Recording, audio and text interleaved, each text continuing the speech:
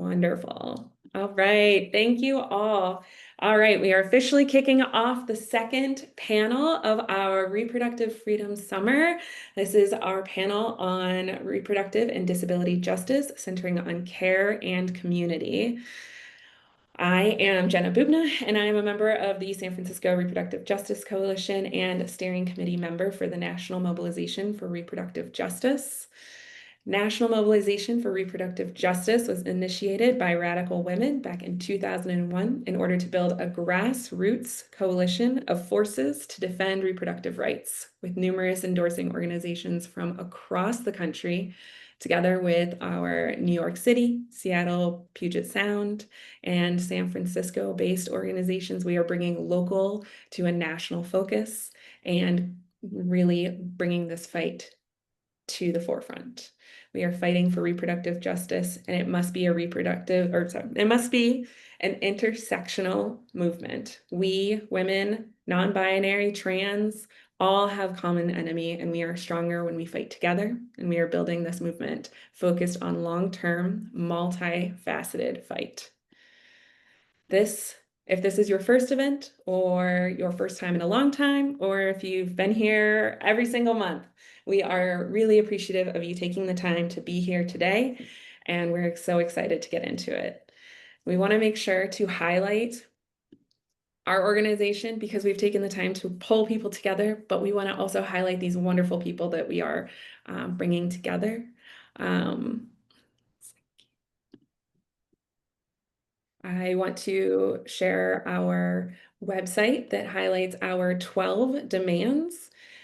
We have quite a list, but I want to make sure to first to highlight the 6 that we feel like most intricately tie back to what we are talking about today. First is our demand that we overturn state barriers to reproductive choices. Hundreds of state laws restrict access to abortion, including unneeded regulations placed on doctors and clinics, time limits, funding, and the list goes on. We also fight to stop forced sterilization.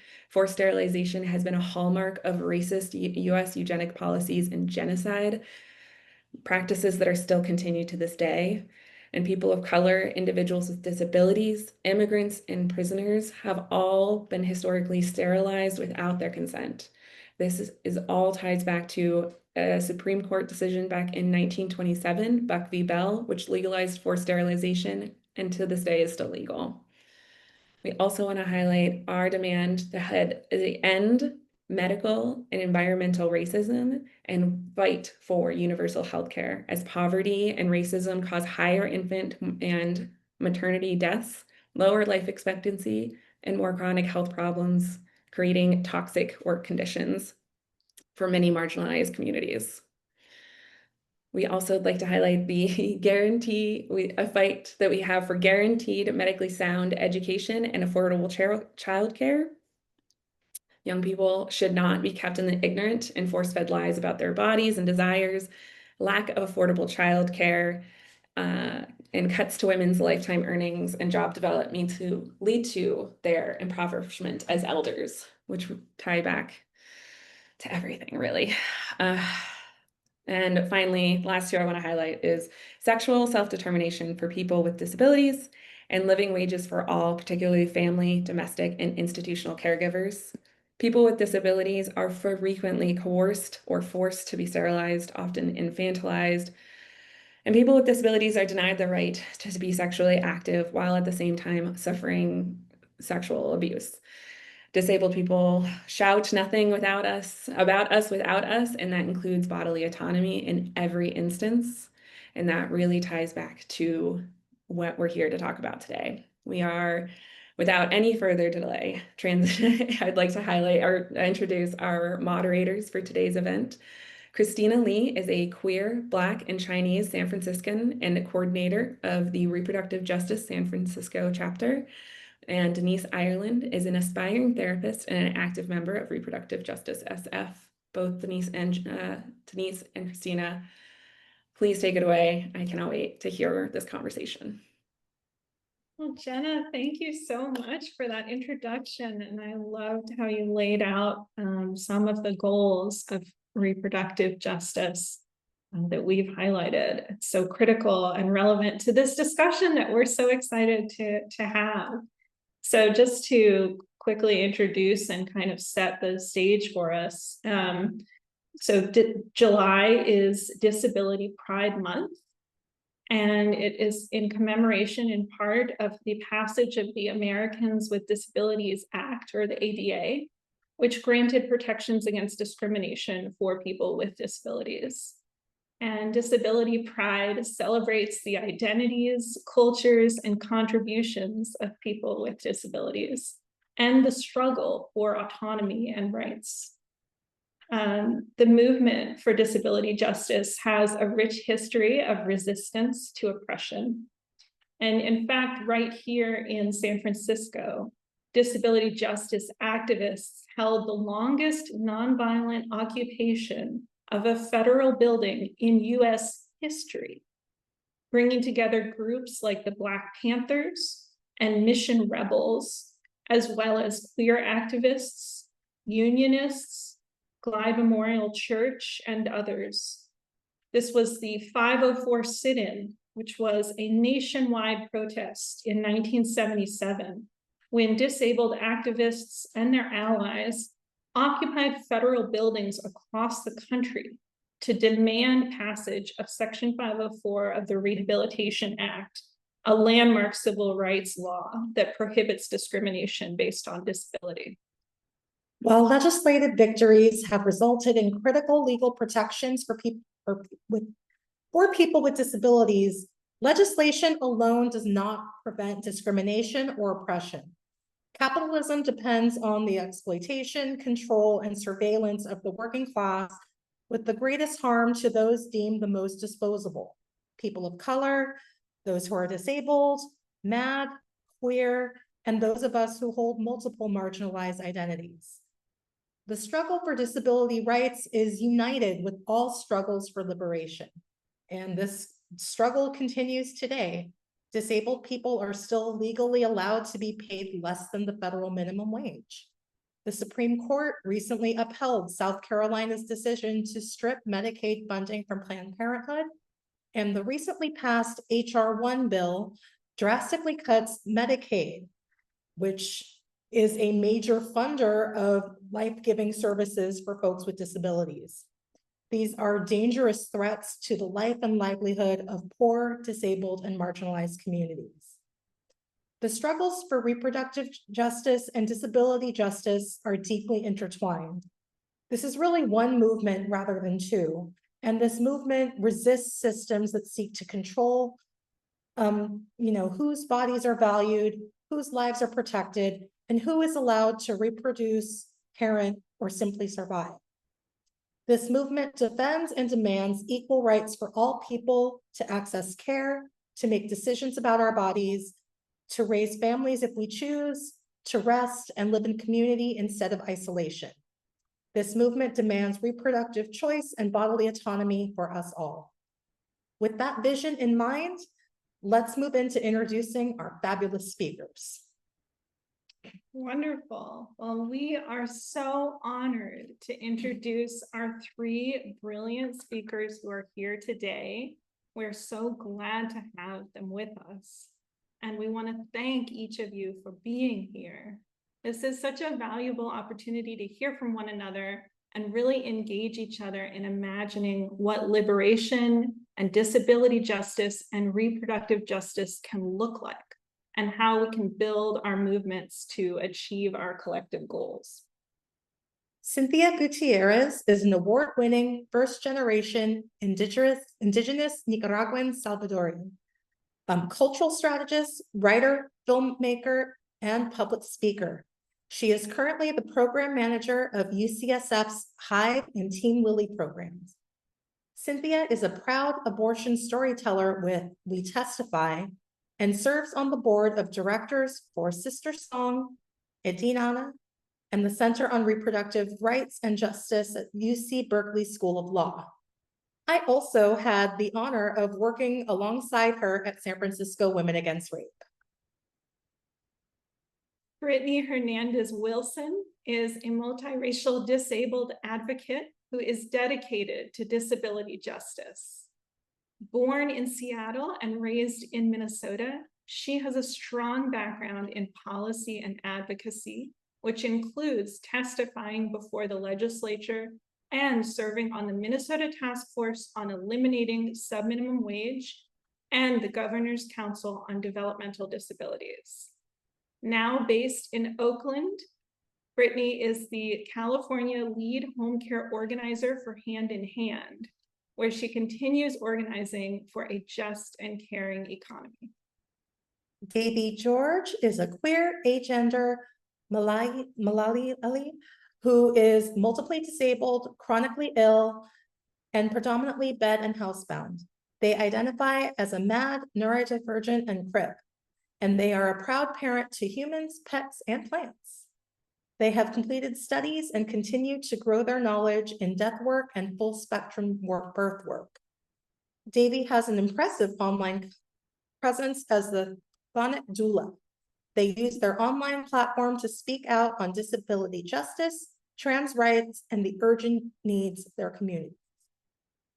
We are really excited to get into the conversation about the intersections of reproductive and disability justice, and we have put some questions together to guide our conversation. All right, so with no further ado, we'll get into some questions and we will open it up to our three panelists. So I'm gonna kick us off with our first question. So the question is, so disability justice emphasizes collective liberation and includes cross-disability solidarity, commitment to cross-movement organizing, as well as anti-capitalist politics. We're curious, how have you seen communities infuse these principles to not only provide care, but also to build alternative systems and movements to liberate disabled folks and others oppressed by the status quo? We would love to hear how you've seen this in action. And we'll kick it off to Brittanie, if you feel comfortable starting. Sure, absolutely. Thank you so much. Hello, everyone. It's such a pleasure to be here for, I would love to give an image description if that's okay. So I'm a mixed race, Black and brown person sitting in my electric wheelchair. I have dark brown curly hair, and I've got some beaded, multicolored earrings that I'm wearing. And behind me is a white wall. I just want to take a moment to breathe for a moment. I think I'm a little nervous. One, happy Disability Pride Month. I also really want to honor Patty Byrne in this moment, who recently passed. And I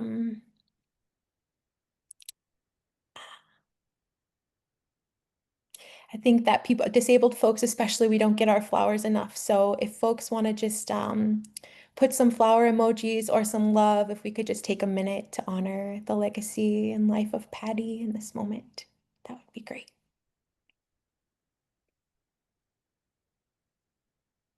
Brittanie, for those who may not know, do you feel comfortable saying Patty, telling us briefly who that is?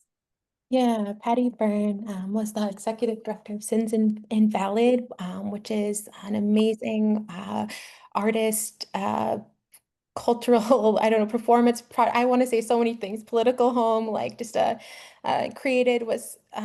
one of the main folks who created disability justice, the disability justice principles. I mean, Patty's legacy, I can't even describe in words.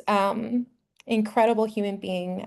Can we also put some links in the chat as well for folks to learn more? Thank you so much. Okay, so I think let's go ahead and get started with your first question, which was a meaty question. Can I just say that there's a lot of stuff I know. I'm so happy there's a wonderful group of us on here, because I know I will not touch everything. I think it's really important the Skin, Tooth, and Bone Disability Justice Primer is a great resource. If you haven't checked it out, I'd highly recommend it. So much of what I know comes from that and from people in this movement. And I think it's important to name that, folks with Sins Invalid and who created the disability justice movement, folks like Patty Byrne, of course, right? Mia Mingus, Stacy Milborn, Aurora Levins Morales, Eli Clare, like so many Black and brown queer transcripts came together to create this movement because they didn't see folks that looked like us in this movement, right? And also the disability rights movement really kind of failed to account for how racism, colonialism, gender oppression, capitalism, so much more, right, shape all of our lives and especially disabled lives. And so I feel like disability justice really emerged out of necessity, right? Not just this need or not just a want, but really out of a necessity. And that it honors and builds on Black feminist theory, queer theory, prison abolition, anti-colonial struggle, indigenous knowledge, that it's not just about rights, that it's about reclaiming our body, minds, our kinship, and our futures from systems that have always tried to contain and erase us.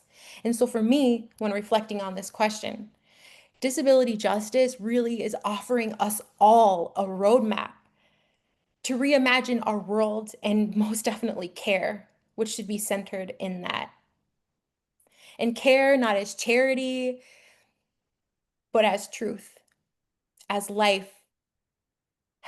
Humanity, especially us living at the margins, right? We've always survived through collective care and through community-rooted care long before these systems were in place. And I think it's really important for us to know that things like, systems of mutual aids, having access intimacy that's rooted in deep interdependence and love and creativity, that these ideas of disability justice and things that emerge aren't just abstract ideals, right? That they exist right now, right here in this space, in our living rooms, in our text messages, in our, in strangers that we meet.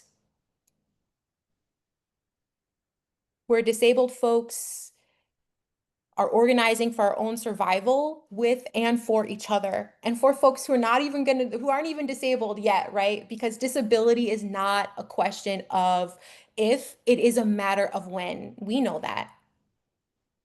And I think when we talk about like how is this showing up, right? How are these principles showing up in movement spaces? I'm so glad that the Section 504 sit-ins were mentioned. What a phenomenal cross-disability, cross-movement, intersectional, interdependent space that really was such a reflection of other movements that came before, right? The civil rights movements, queer rights movements, so many things. And we're really modeled after that as well, but in our own way, of course.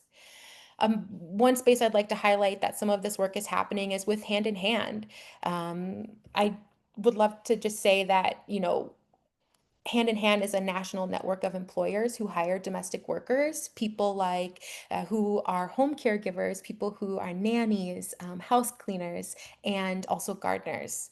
And we really want to build a just and caring economy where care is valued. And where folks who provide it are also treated with dignity and respect. And so we help organize domestic worker rights and for Medicaid and things like that.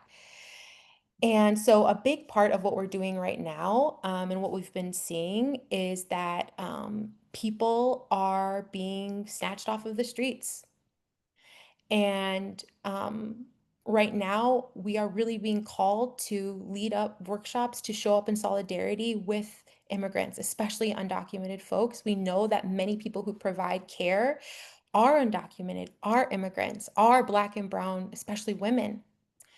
And so, at the same time that folks are being detained and kidnapped off our streets, our members are being called to ask, how do we ensure that our homes and communities are safe spaces of sanctuary?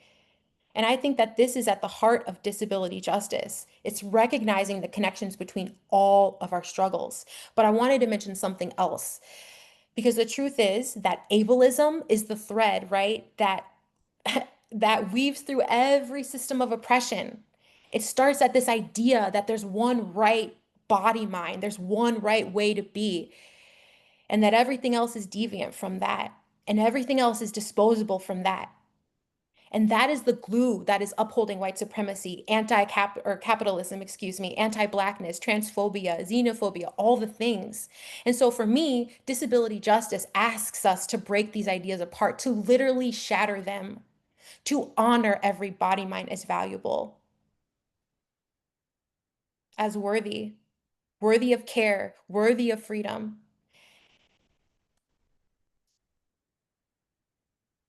I have so much more I want to say, but I know I've talked a lot, so I'm just going to stop right here. You're gonna get the chance. This is just our first question. That was a wonderful response. Thank you, Brittanie. And I'm gonna open it up to our two other panelists. Either one of you wants to jump in.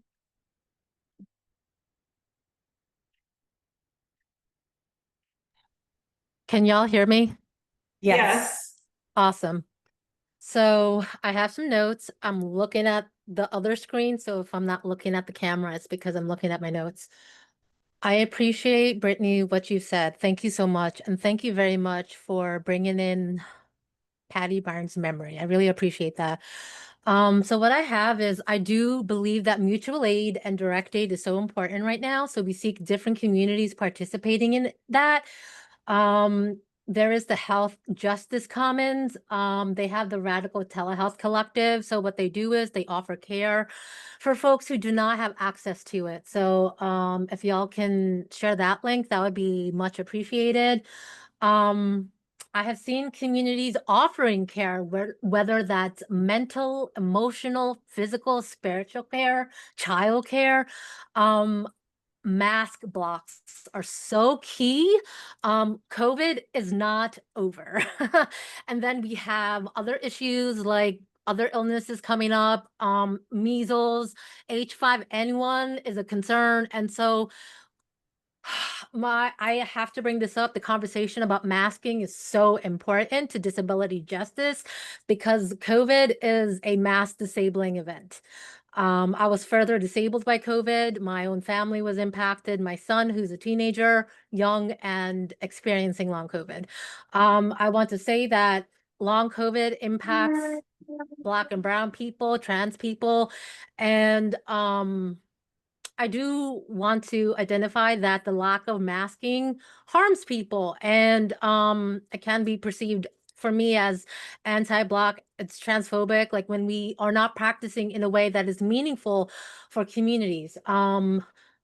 I wholeheartedly believe in online spaces. I am in many online spaces that have been very supportive. For example, in one space I'm in, we are working on divesting from the way that we consume media, the way that we consume different ways that we consume, right? So my community, we do different education events. They will prioritize creating media like videos, music, sharing info, how to exist online without being harmed by the state. The idea of sharing resources, whether it's material, financial, food, clothes, knowledge, to step away from the violent institutions that do exist, such as academia, Amazon. I have friends who are supporting me in finding out ways to get my supplements, my meds in a way that does not participate. And that is so important to work together, to collaborate with disabled people, because a lot of us do not have access to that. Because what we need is, for me, I have participated in Amazon because it was much more accessible to me. And I'm trying to step away from that. And like harm reduction is so important. So that is key. And recently, the government has said that fentanyl is a class 1, like schedule class 1. So that's really going to harm people. And it's violent because of how they perceived the violence and stigma against drug users and how it's influencing people who need access to that medication. And harm reduction is so important and needs to be led by people who do use drugs. So we need to prioritize that. And that's all I have to say for now.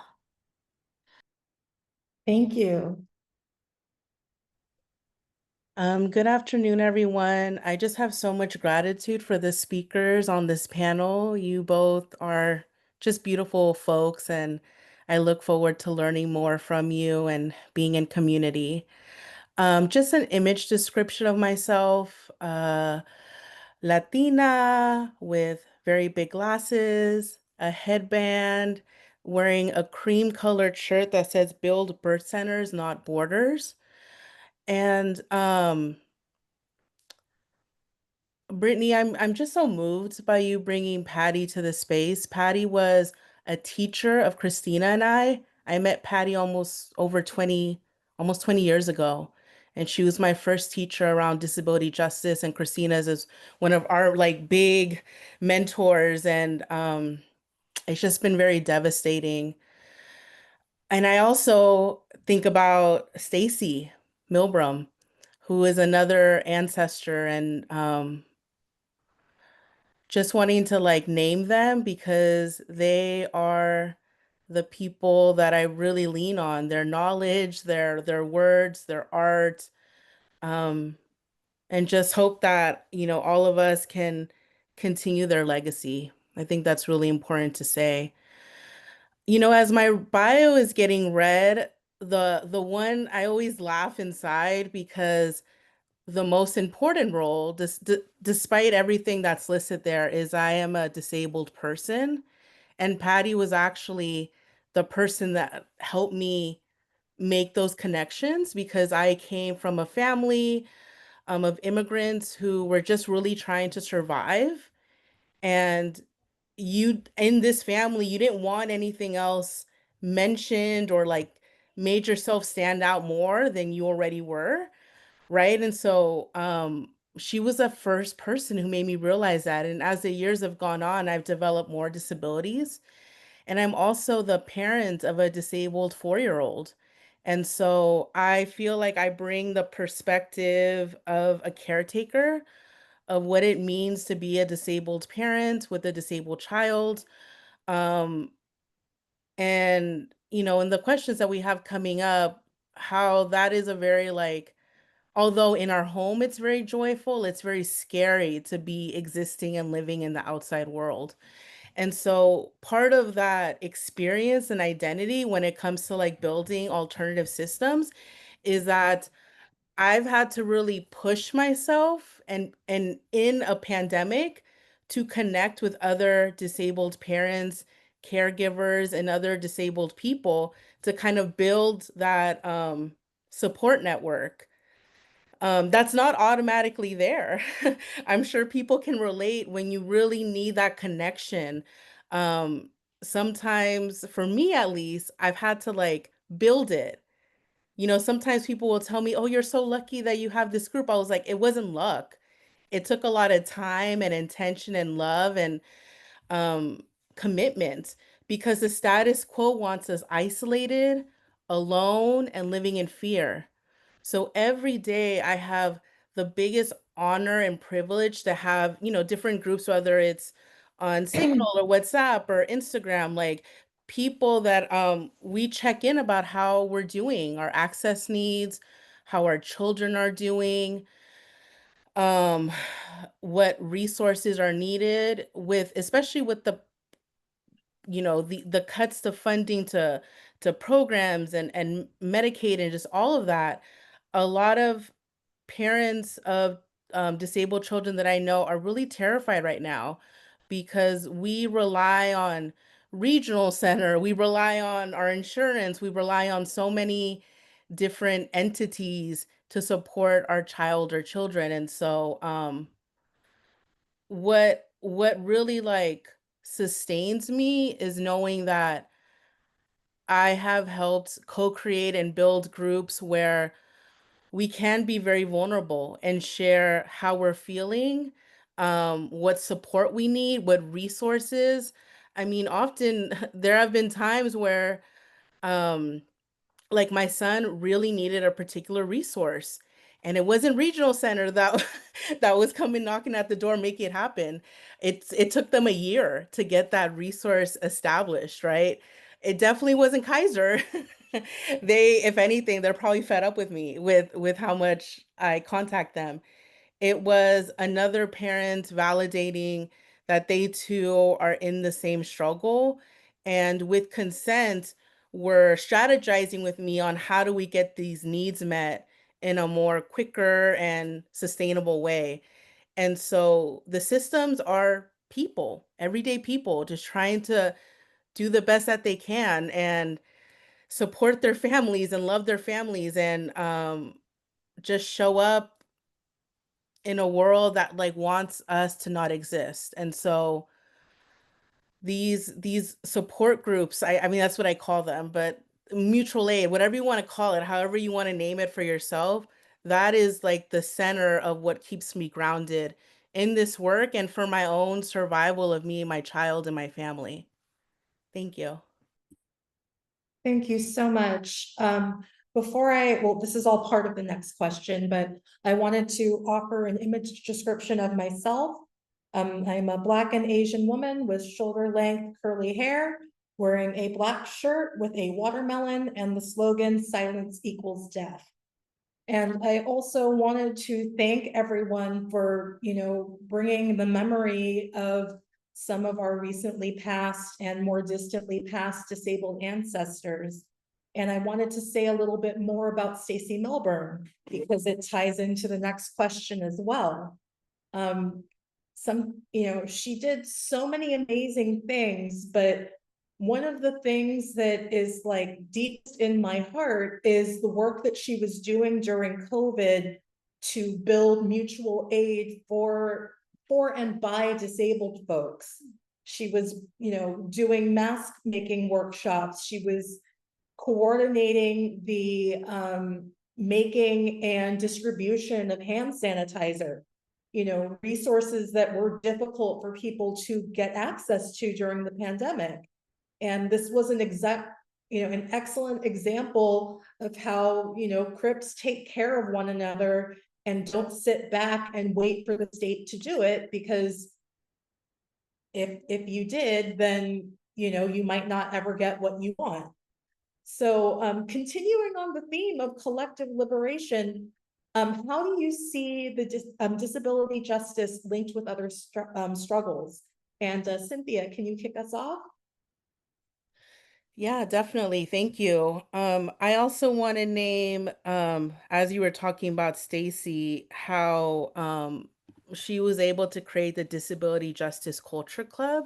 And maybe that's a link that can also be shared in the chat. Yeah. I feel so fortunate that the last couple months before her passing, I had just moved to Deep East Oakland. And so I was in that home and spent time with her and got to see it live, some of these efforts, and it really made me realize like what is possible, right? Seeing all these incredible projects really come together.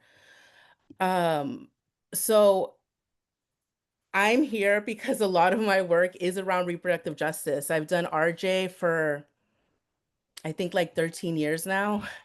I've been involved in reproductive justice in different capacities, whether it's an organizer, a doula, a board member. It's so many ways. And I like to ground us in the definition of what is reproductive justice because I don't want to assume that we all know it. And if we could please put the Sister Song website in the chat, because Sister Song defines reproductive justice as the human right to maintain personal bodily autonomy, have children, not have children, and parent the children we have in safe and sustainable communities. And so I find that storytelling for me is the most impactful way to explain how disability justice is interlinked with reproductive justice.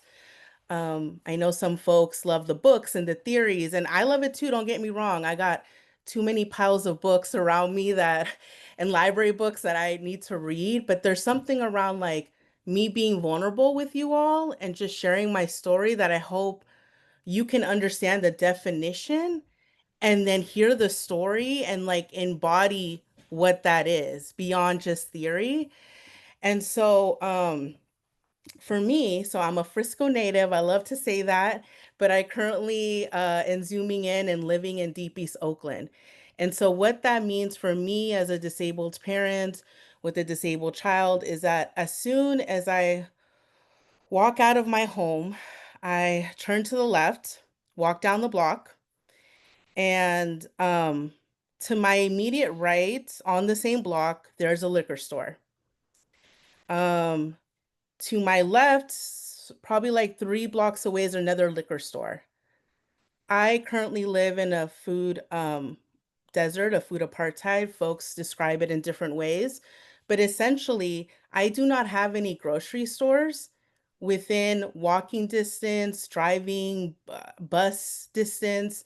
The closest grocery store is 20 minutes away. I say this because now that I have a child, and I want to parent my child. My child needs to eat. I need to eat.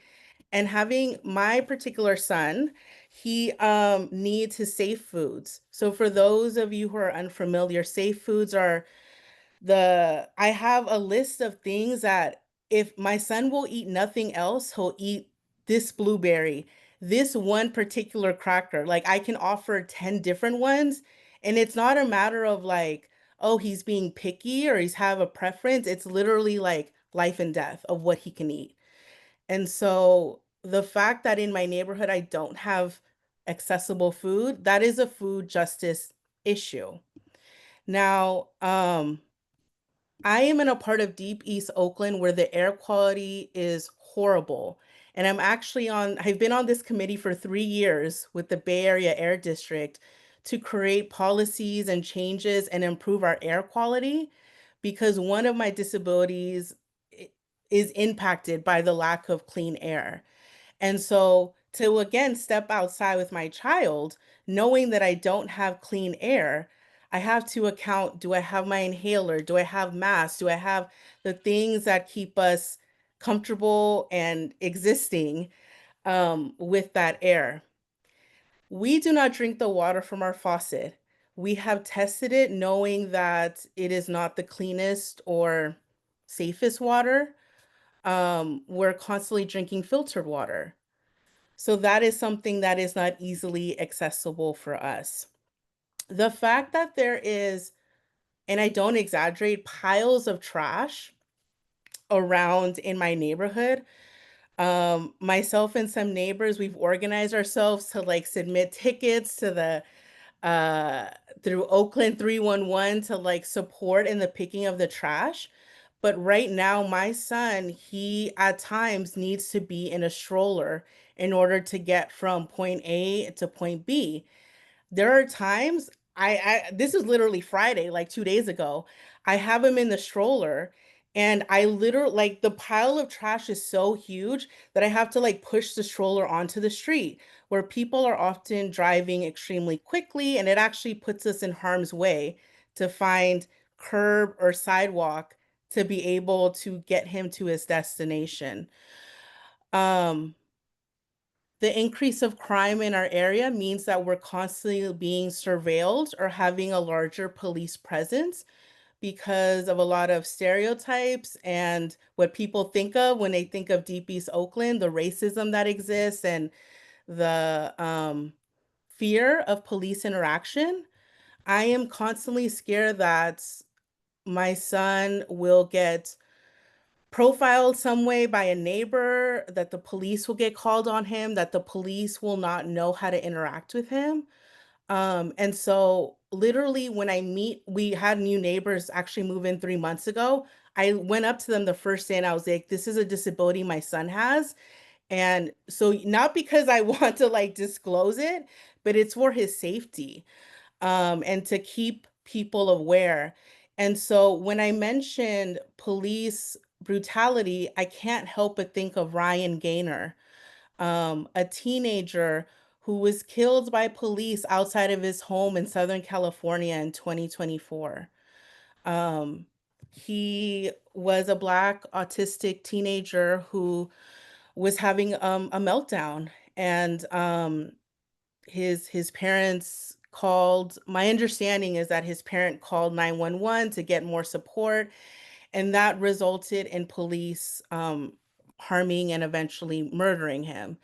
And I say this because I cannot look at disability justice without looking at reproductive justice, without thinking of environmental justice, racial justice, police accountability, abolition work. Like, to me, it only is intersectional.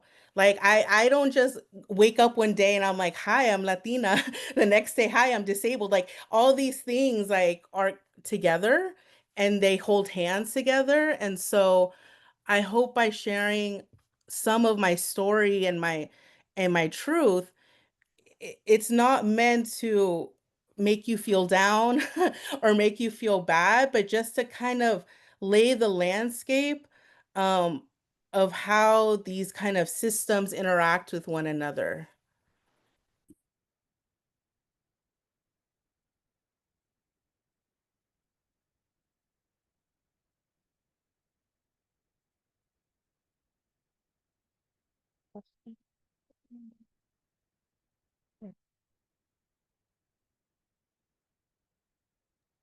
And when I'm done. Thank you so much, Cynthia.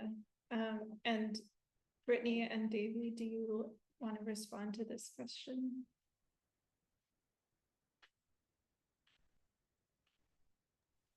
I can. Let me turn on my camera. I'm anxious, so I have the camera off to like It's soothe okay. It's an myself. emotional, yeah. There's a lot of emotion. Thank you. Yeah. So I live in so-called United States. I live in the empire, the imperial core.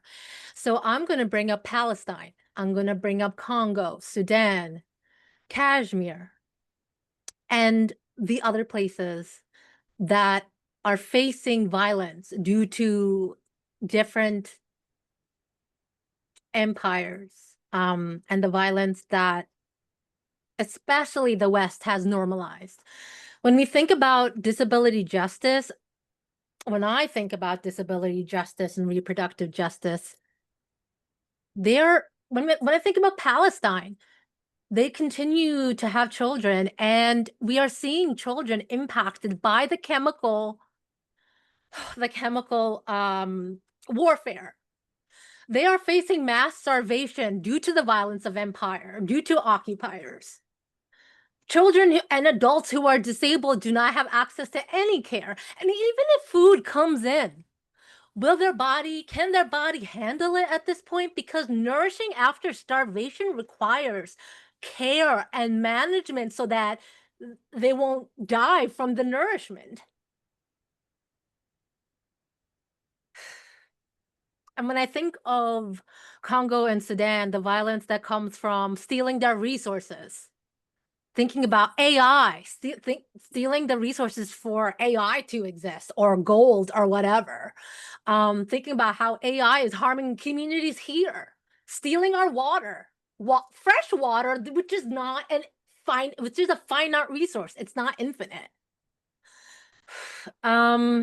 Climate justice, thinking about how the wars, genocides, the Holocaust are making climate catastrophe even worse.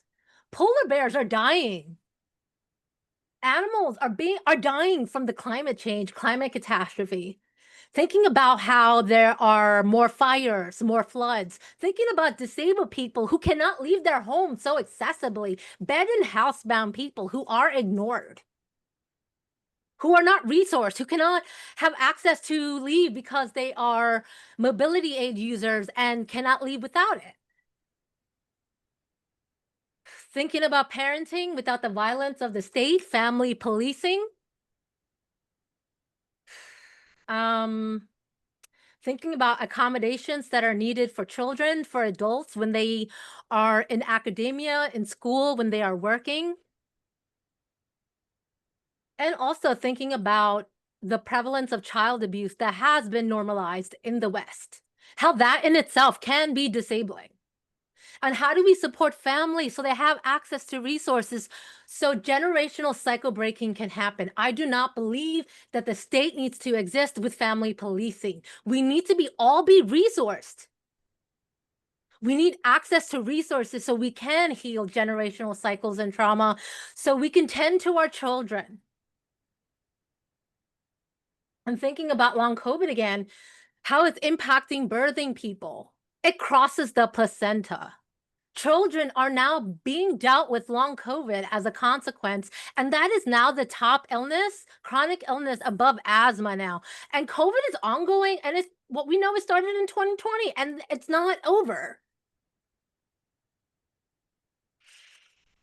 And that is what is in my notes so far. Thank you, Davey. And Brittany, we want to give you a chance to respond to.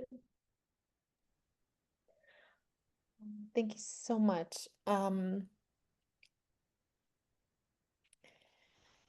You know, I feel like there so much goodness has been said, and I know we're on a time crunch. So I'm just wondering if it's okay if we just move to the next. Of course. That was Of course. beautiful. Thank you.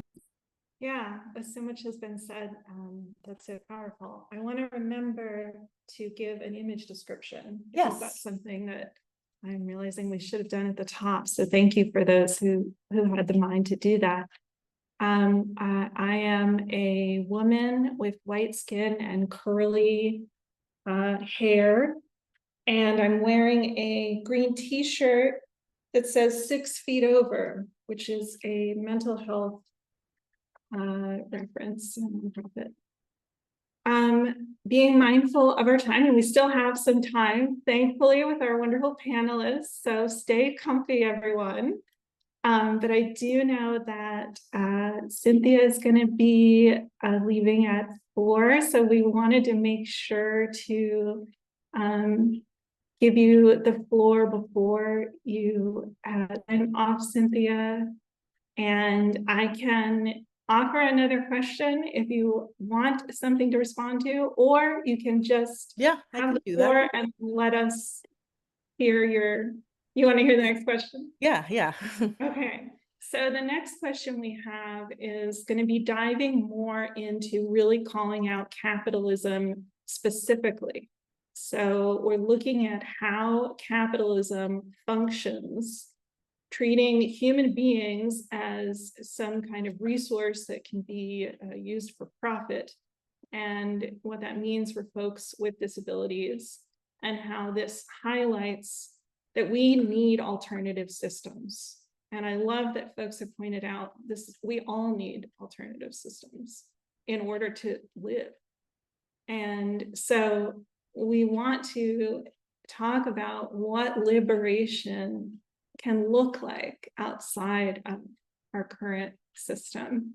So Cynthia, since you'll be signing off at 4, if you want to start, and also if you want to kind of take this opportunity to say anything else before you sign off. And we just want to acknowledge too that we're so glad that you and each of our panelists are here. Thank you.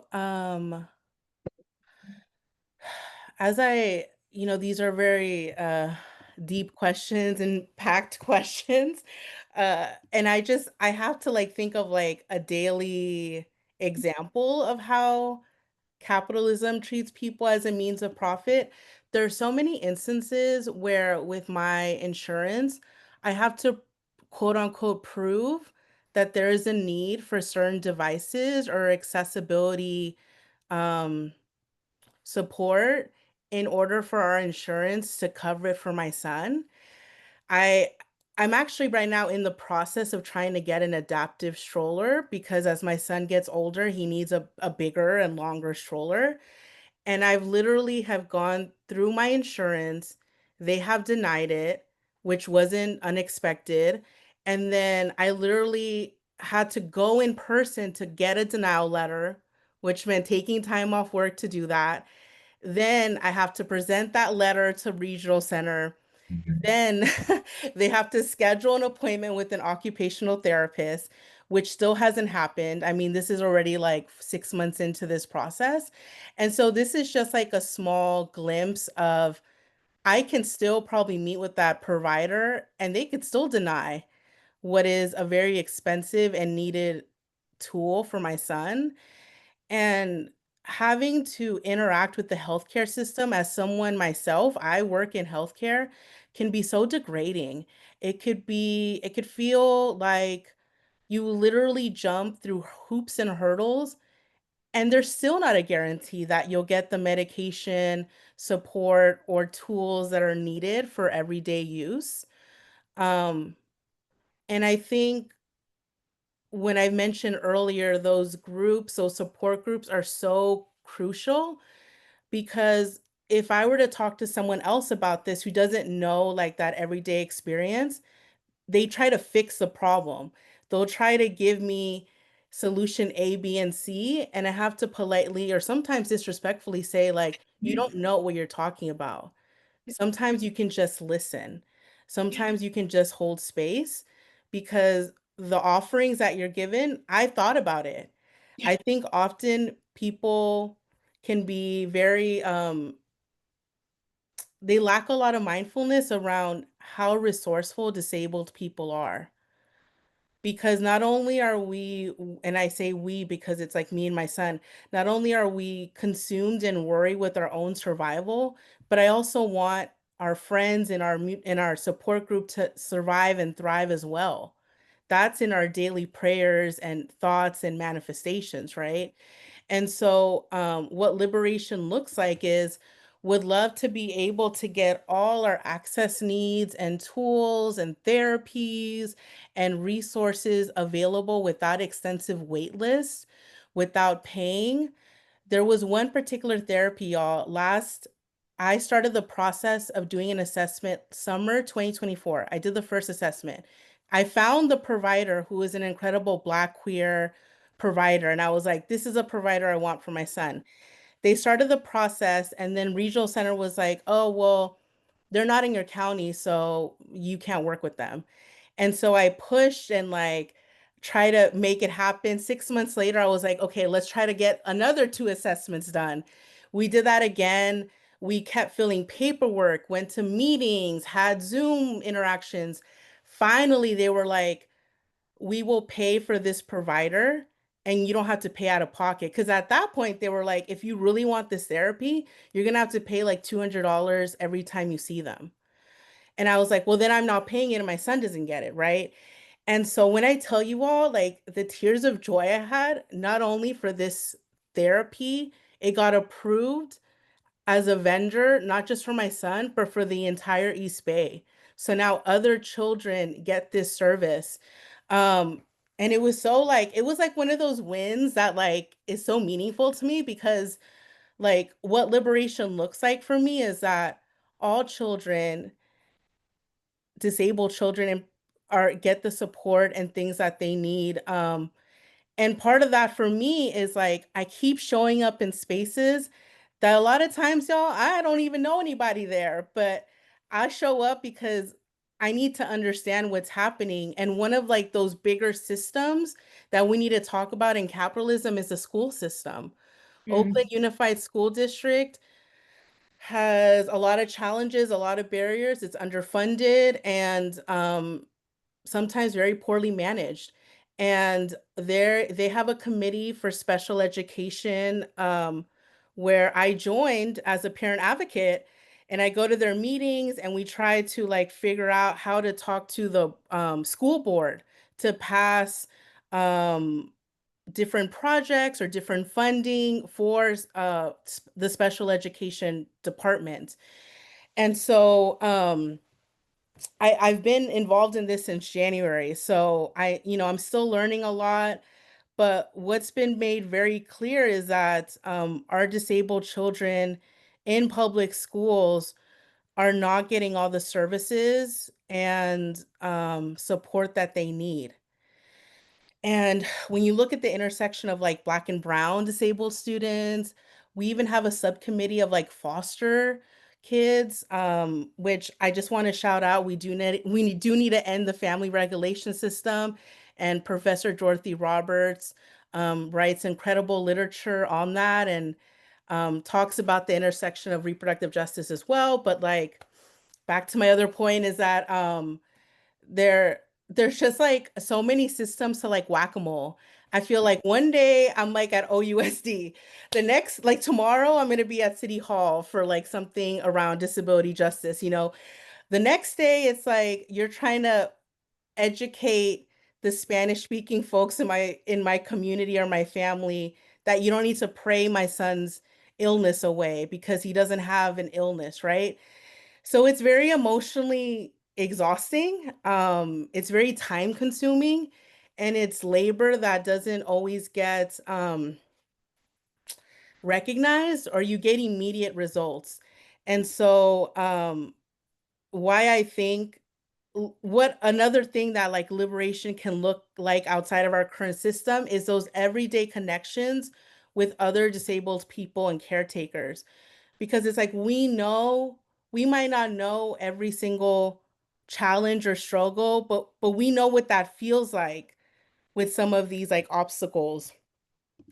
um you know, when I'm with with these other groups and these other folks, we don't need to like inspire each other. You know, I think often not disability justice, but there's like, I think in our mainstream media, in that is shown to us, often disabled folks are shown to like inspire others to do better, or inspire people to think of someone else. And I'd like to push back around that language around inspiration.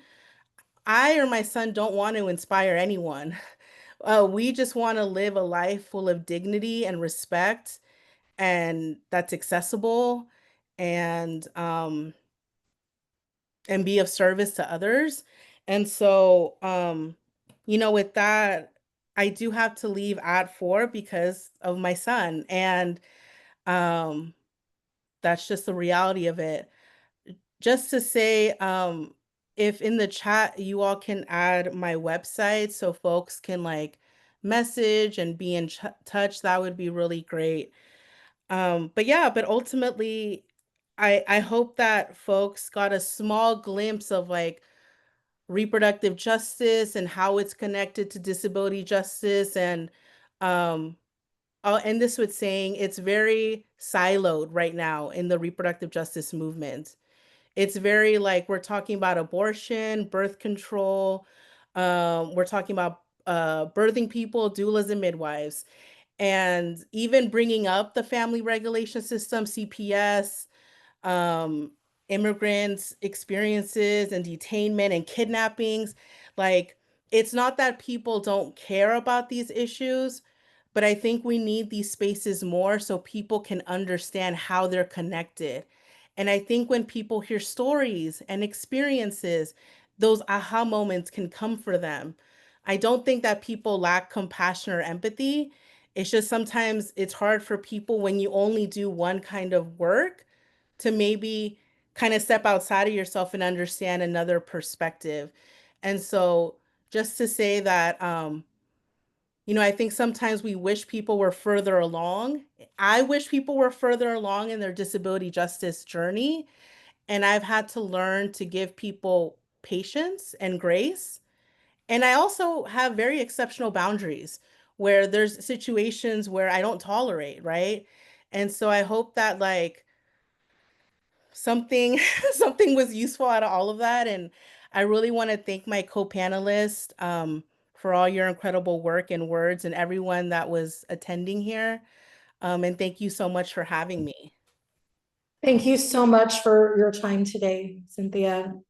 Thank you. Take care. You too. And now she won't hear this, but that was incredibly humble. Something was useful. There were so many useful elements of her response, and all of the responses that we've had so far. It just feels like each response has had a million threads that we could pull and go into. But it did stand out to me at the end there when Cynthia was mentioning how siloed the reproductive justice movement can be in certain mainstream spheres, and it made me think of how the Reproductive Justice Coalition, that was part of what was so appealing about this organization, this group, the National Coalition and the local here in SF, because we have that intersectional lens. So that could be a segue back to our question about capitalism and what liberation can look like outside of the current system. So we'll keep envisioning that and kick it over to either of our, let's see, Brittanie, do you want to respond? Sure, I can respond. So, again, such a great question. For me, when thinking this through, liberation beyond capitalism requires us to really like recreate, co-create, reimagine human worth outside of this idea of productivity, of usefulness, and really equating those, being productive and being useful with being worthy. And Marta Russell in the book Capitalism and Disability kind of classifies disabled people as being like surplus labor. This idea that disabled folks are excess bodies that can't be like folded into this wage work unless we are like fixed, cured, or made like more productive. Again, it's still legal to pay disabled folks, people who are incarcerated, um, less than minimum wage. And so, again, kind of tying back to ableism and whose body mind is worthy. This system doesn't just marginalize disabled folks, it structurally depends on our exclusion. It depends on our exclusion to decide who's worthy and who isn't. And you can see this logic in Cynthia's experiences in every part of our systems from the policies that require, again, disabled people to prove that they're disabled enough, or for some folks that we're poor enough to qualify for services, and how this, in education and healthcare, like all of the service systems, it is massive the way that this expands. I remember the first time that I kind of realized that capitalism was a real thing, and it was when I could work, I could labor. And so I did. I got, Social Security kicked me off, had to, was on this program in Minnesota where I was living at the time where I could work and still be on it. But when when Medicaid kicked me off and whatnot, I got this letter that I was being kicked off of the program and that I wasn't disabled anymore. And I went into the social services system with this letter and I was like, I need to talk to somebody. And they're like, oh, we don't do that. I'm like, well, this letter says I'm disabled and I don't really know what you want me to do about it. Again, that was my privilege, right? Because I have a physical disability. I imagine friends who don't have disabilities that are visual, right? And how hard that would be, right, for them. But that was the first time that I was like, dang, because I make money, I'm not disabled. And that's such a messed up thing. Um, and so again, I think even the idea of independence, it's so prioritized in capitalism. It rests on being able to do everything without needing anyone else, demanding that we pull ourselves up from the bootstraps, which is just delusional. Who picked your food? Who made your clothes? Who paved the roads? Like all the things, right? Um, and so I think that we know, right? We know that interdependence is not a weakness, that interdependence is actually generative and is actually power. It is our power. And I think that's what the ops are fearful of, is our ability to connect with each other, is our ability to see there is our ability to see and feel each other's humanity, to see through their lies, right? To see through the propaganda. That's what they're fearful of, in my opinion. And so for me, a liberatory future refuses the premise that we must earn our care, that we must earn our worth, that we must earn our housing, that we must earn our dignity. And in the vision of disability justice, I think that liberation can in part look like decoupling survival from employment, right? Working and prioritizing and guaranteeing things like housing, income, food, healthcare for everyone, right? Not just those who can conform. This also includes, disabled folks who may never be able to work in a traditional setting. And in fact, I think it should be rooted around folks who can never, right? I think another way is to value care, creative labor, and rest as essential. I think that care work insists that care, especially care that's community-based, often femme-led, disabled, color of folks-led, queer and trans folks, that it's not charity, right? Or softness or weakness, that is actually skilled, practiced, revolutionary, that is love. We know that this is the work that's actually always kept us alive, right? So we're not going to believe those lies. I think another way is to create communal, non-institutional care systems where support is rooted in trust, in mutuality, not in surveillance, not in coercion, not in commodification. We know that institutions isolate and control. And again, community care, by contrast, is a resistance to that, is fluid, is relational, right? That is our power. That is our power. And I think that in that, care, interdependence, it asks us to be in relationship with one another. Not even asks, it demands we have to be in relationship with one another. And we have to value the knowledge of folks who have long been at the margins, who have been doing this for their whole lives, for our whole lives. And another point that I wanted to mention in this imagining is, again, unlearning the ableism that lives inside of every single one of us. That inner work, unlearning the shit that we have, that is embedded in us, that is ingrained in us, that is a part of our algorithm, unlearning that, resisting that, being gentle with ourselves, resting, like that to me is where you start. Truly, like that's embodiment.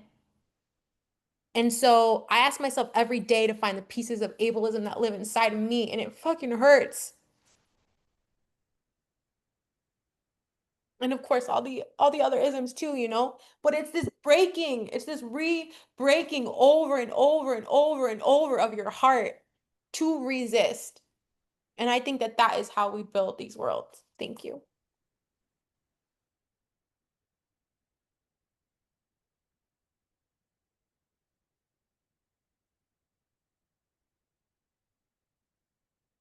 Thank you so much, Brittanie. Davey, we want to give you a chance to respond to this visionary question prompt. Yeah, thank you for that, Brittanie. I appreciate your vulnerability. Yeah. We need to see that. And I'm grateful and honored to receive that. So thank you. Abolishing systems, the violent systems, including incarceration, psych systems that will force people into the hospitals. We need to abolish ICE. We need to end borders.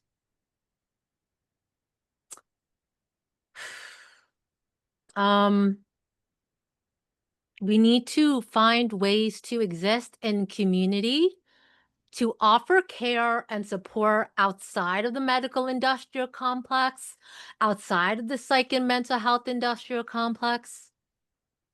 And this is a role that people who are within these systems can unlearn their isms, as Brittanie said, their phobias. And how can they offer care in a way that does not rely on reciprocation through financial means?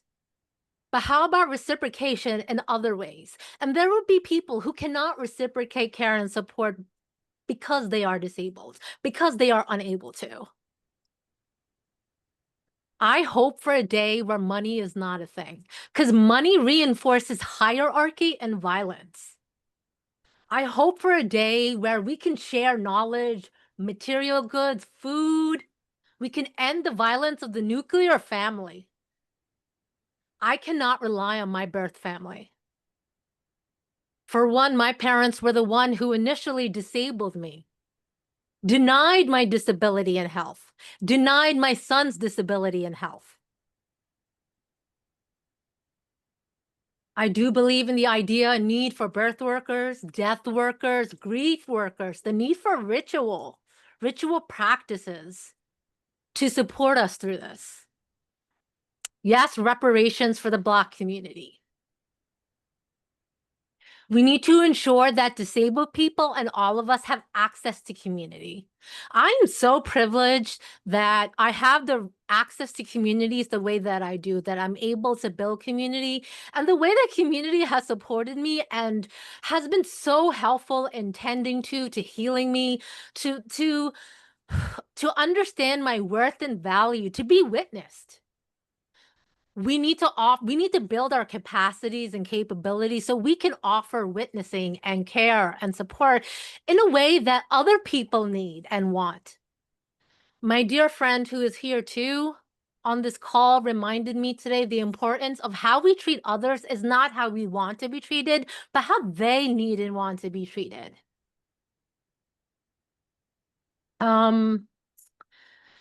Yeah, that's it. Okay, thank you so much for those responses. And then to bring us home, our final question is, what do you think is most important for people to understand about disability justice? And what do you hope this discussion on reproductive justice and disability justice inspires people to do within their communities?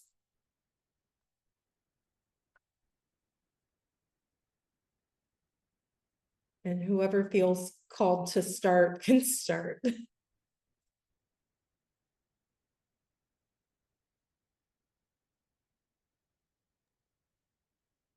I can.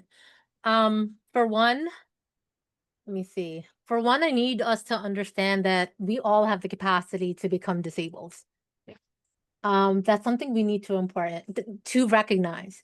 We're all connected, like mycelium. And when I think of collective liberation, it does not mean that all disabled people will have ease. There will be ways that we will still exist, and even access to whatever having access to what we need and want may not necessarily ease our disabilities. I hope that we can leave here and understand the importance of community, to build pods and communities in person and online. Please consider people who are bed and housebound. We are so heavily neglected, even by organizations that identify as leftist or care providers or supporting people. Help us to get groceries, help us to leave the house, help us to get the things that we need for our care for our kids. Wear a mask. Please wear a mask. Let's test often. COVID does not mean that you're going to be symptomatic. You may be asymptomatic.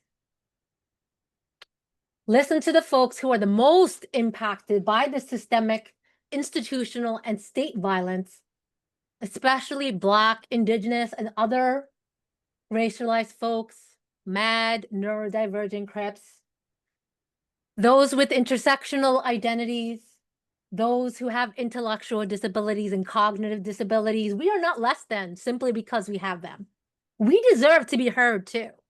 We have wisdom too. Listen to children, listen to drug users, listen to houseless people. How can we support people so that they are housed? Housing we all deserve housing.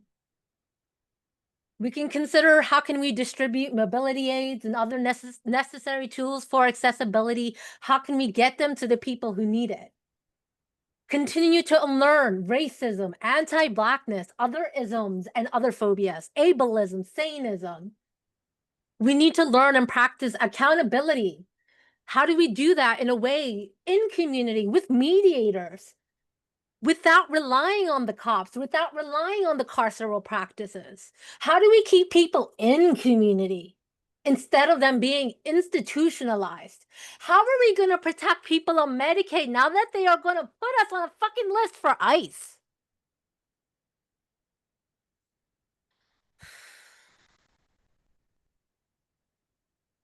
There are people with my disability, myalgic encephalomyelitis, who are dying because we do not receive the care that we deserve. The investigation into ME and long COVID, so underwhelmingly underfunded.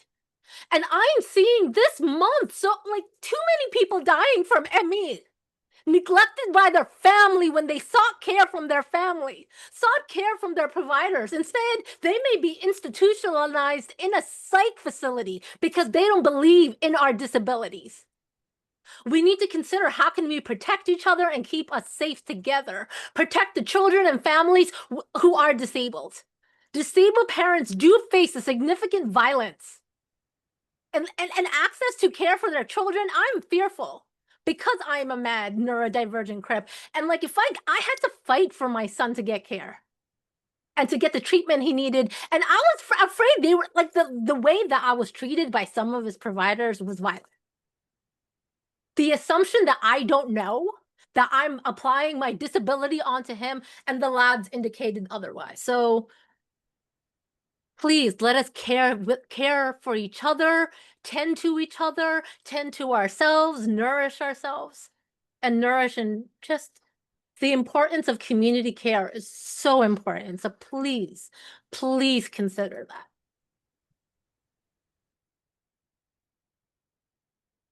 Thank you. Wonderful. Thank you so much. Can I just do a time check? How much time? So I didn't want to. We've got about 5 minutes. Okay, I'll try to be quick here. But you asked two really incredible questions. I think, but what do I think is most important for folks to understand about disability justice? You know, it's not just this like buzzword or like this, you know, it's not just about inclusion, right? It's like, it's really like transforming these systems from the grounds up. I think one of the most radical and beautiful truths at the heart of disability justice is, again, interdependence. It's a rejection of this myth of independence that capitalism clings to. We know that. You know, this myth that says we're only valuable if we can produce endlessly and never need anyone.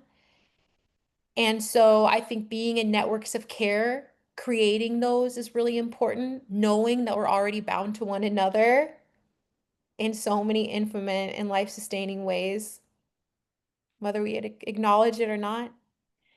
And for me, the question is, who gets to receive care with dignity and who's forced to provide it invisibly or underpaid or not at all?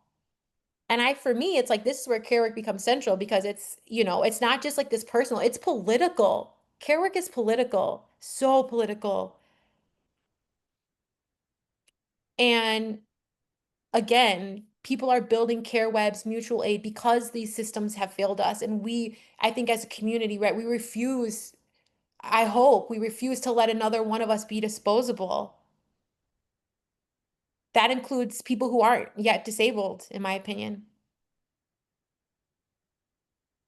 And I think we also need a name in the history too in this country that care work is rooted in enslavement and exploitation, in a legacy of Black and Indigenous folks, especially women and femmes, being forced into care for white families while being denied care for their own. That this legacy lives on in the way that care work is devalued today, going underpaid, undocumented, invisibilized. And so when we talk about home care, right, we're not just talking about assistance with daily tasks or anything like that. We're talking about power too, about these body minds, about whose body minds are deemed to be worthy as investing in, and those who are treated as burdens, right? And so I say this not as just like as an organizer in my work, but also as a disabled person, as a multiply marginalized person, someone doing this work as well as so many folks on this call inside of systems that were not built for us. That in my opinion's end goal is to have us not be here.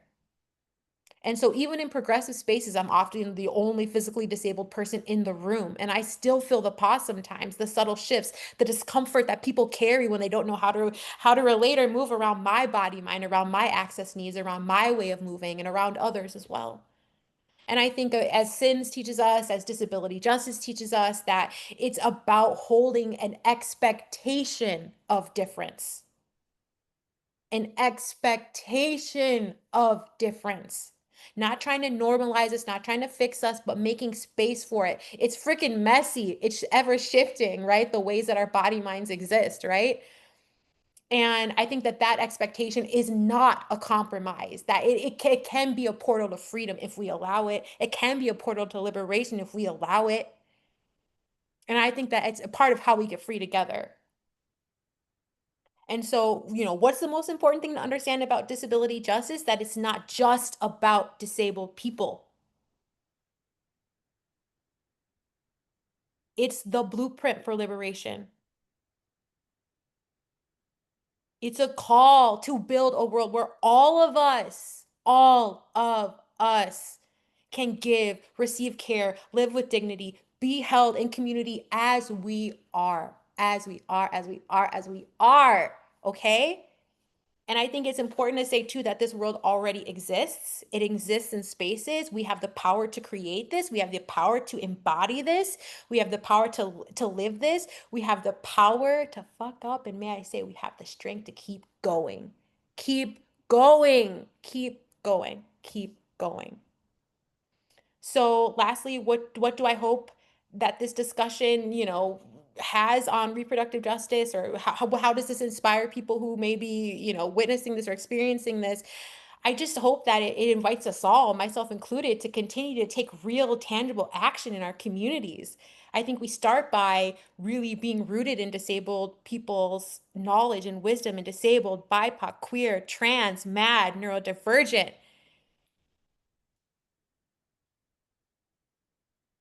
All, there's so many that I didn't say. If you're saying them in your heart, please continue.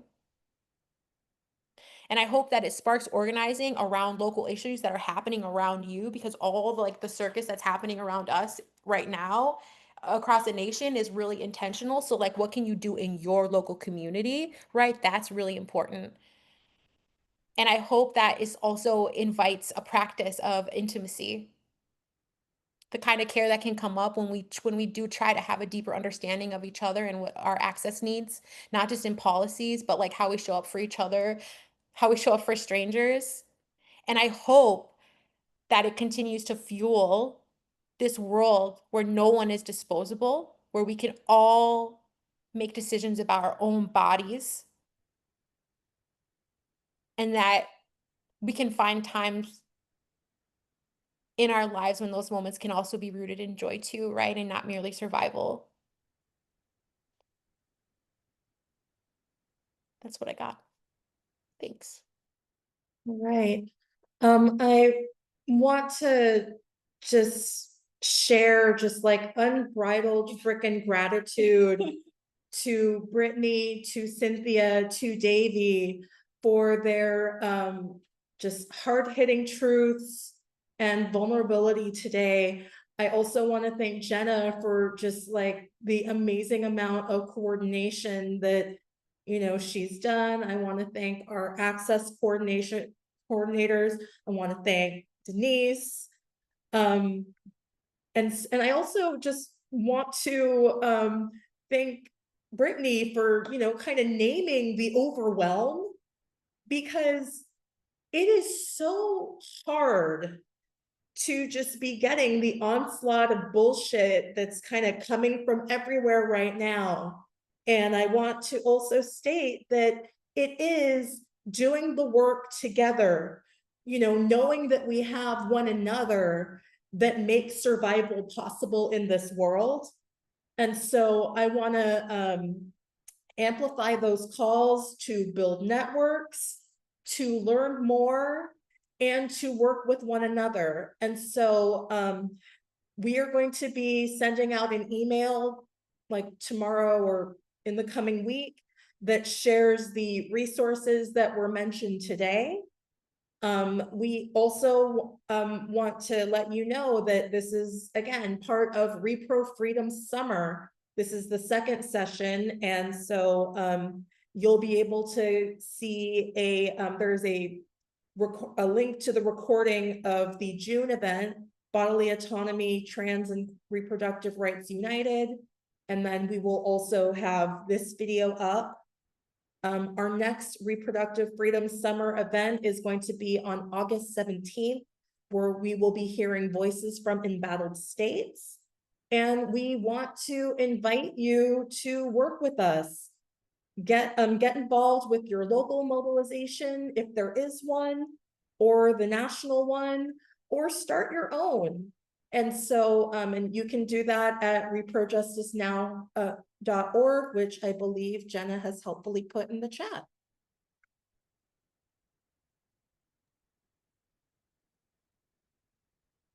all. I'm going to end the recording now, or I'm going to have Abby end the recording now. And then we're going to go ahead and open this up for additional discussion and questions.